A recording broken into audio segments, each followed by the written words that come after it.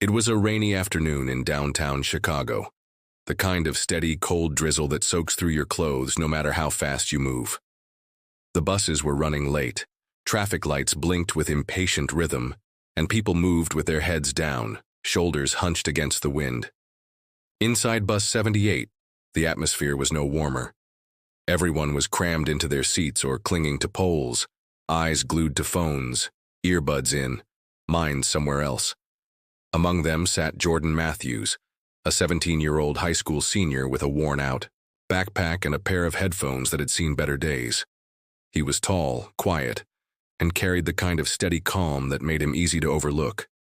He didn't speak much, but he noticed everything: how people moved, what they avoided, what they rushed toward. He knew how to read a room, even if that room was a rattling city bus filled with strangers. Jordan had just finished a long day of classes and tutoring after school.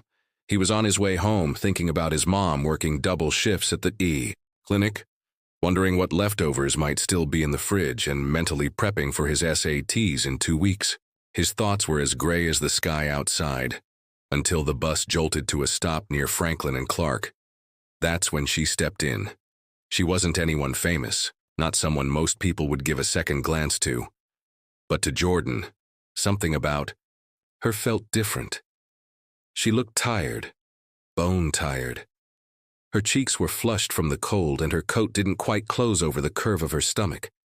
She had one hand on her lower back and the other gripping the railing as she stepped up into the crowded bus, clearly pregnant, clearly struggling, and just like that, every eye looked away.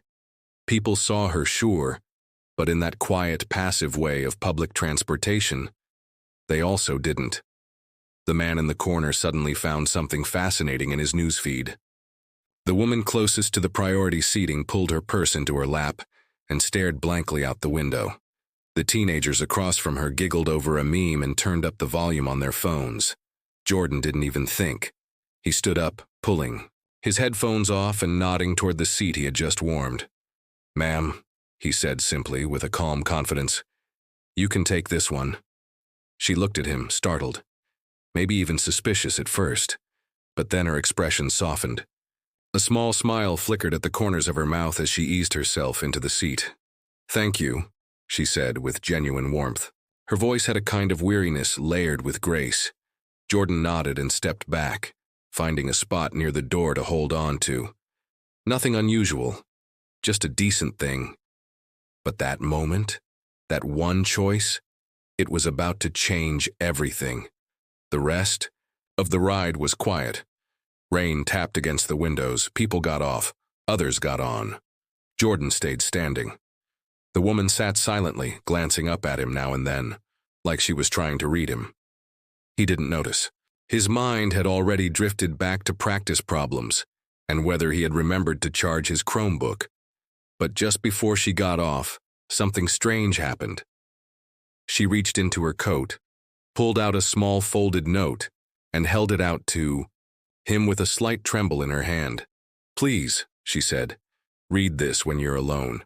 Then she stepped off the bus and vanished into the evening crowd. Jordan turned the note over in his hand. No name, no explanation. Just a single line scrawled in careful handwriting across the front, "For the one who still sees people." At first, he thought it might have been a thank you, some poetic gesture. But as soon as he unfolded it later that night in his room, under the dim glow of his desk lamp, he realized this wasn't a simple thank you. Not even close. The note contained something unexpected, words that hinted at a secret, at a story hidden in plain sight, a promise, a warning, and maybe even a choice that would shift the course of his life forever.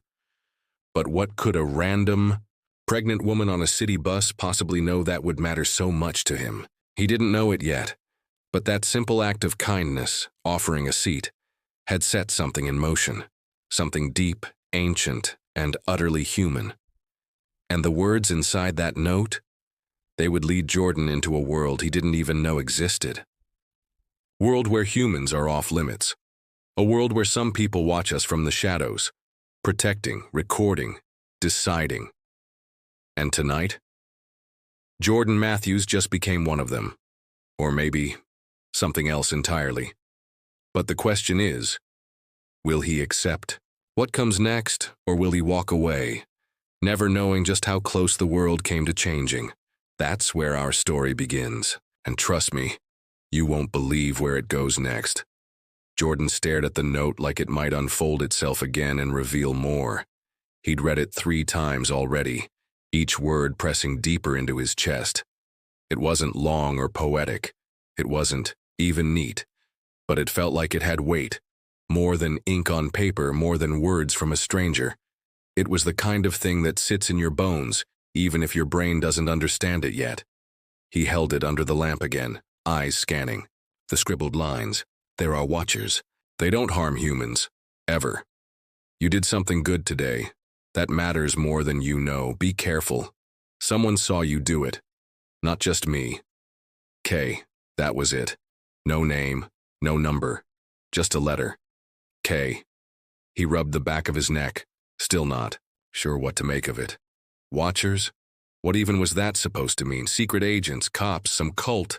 It sounded like something out of a conspiracy podcast his friend Jalen would binge all weekend.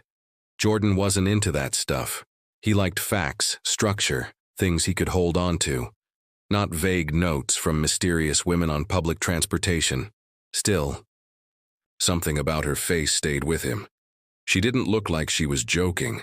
Didn't seem like the type to mess around or try to scare people for fun. She'd looked him straight in the eye when she handed it to him. Like she was giving him something heavy. Something she'd been holding on to for a long time. He folded the note carefully, tucked it into the inside pocket of his backpack, and tried to push it out of his mind.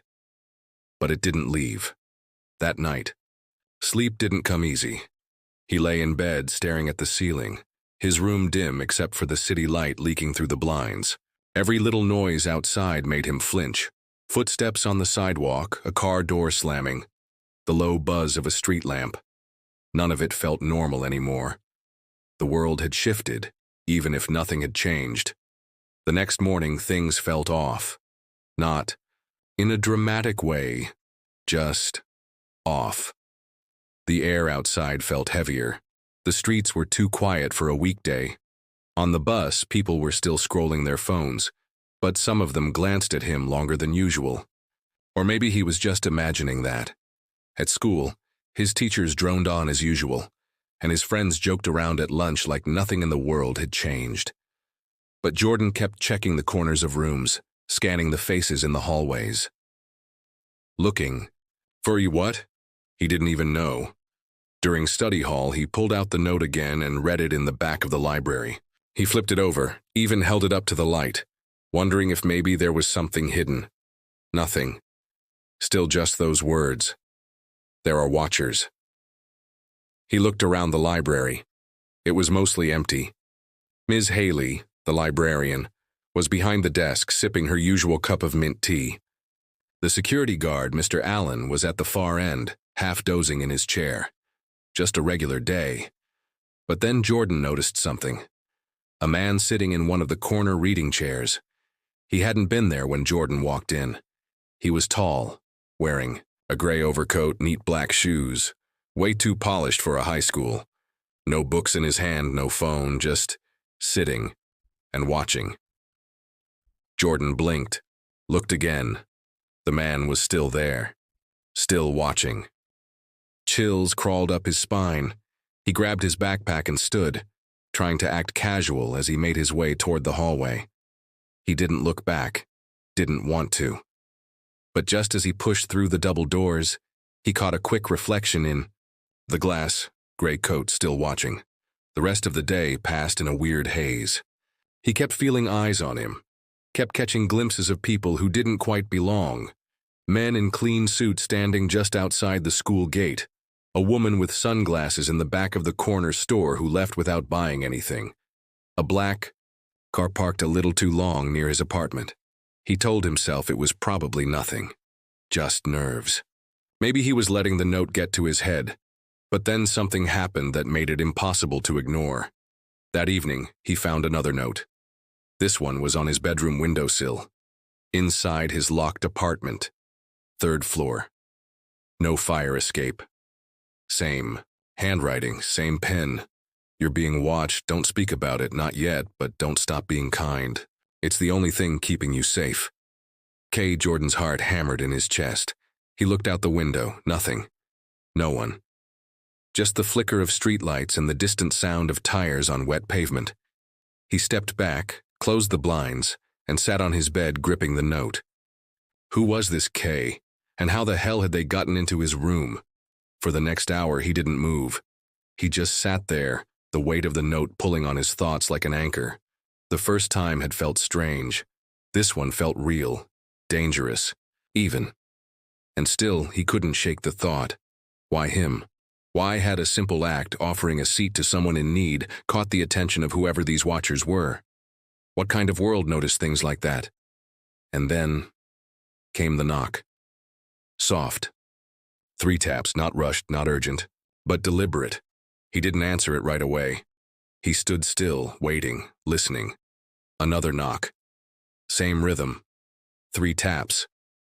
When he finally looked through the peephole, no one was there. But on the floor, placed neatly against the doorframe, was a black envelope with no name. Just a single embossed symbol, an open eye. Jordan didn't open it. Not yet. He stood there with his hand hovering over it, heart pounding. He wasn't sure what scared him more, the idea that someone could get into his room, or that they might know him better than he knew himself. Whatever this was, it wasn't random anymore. This was personal. And whatever was inside that envelope, it was going to pull him even deeper into a world that had been hiding right in front of his eyes. A world where people like him weren't supposed to matter.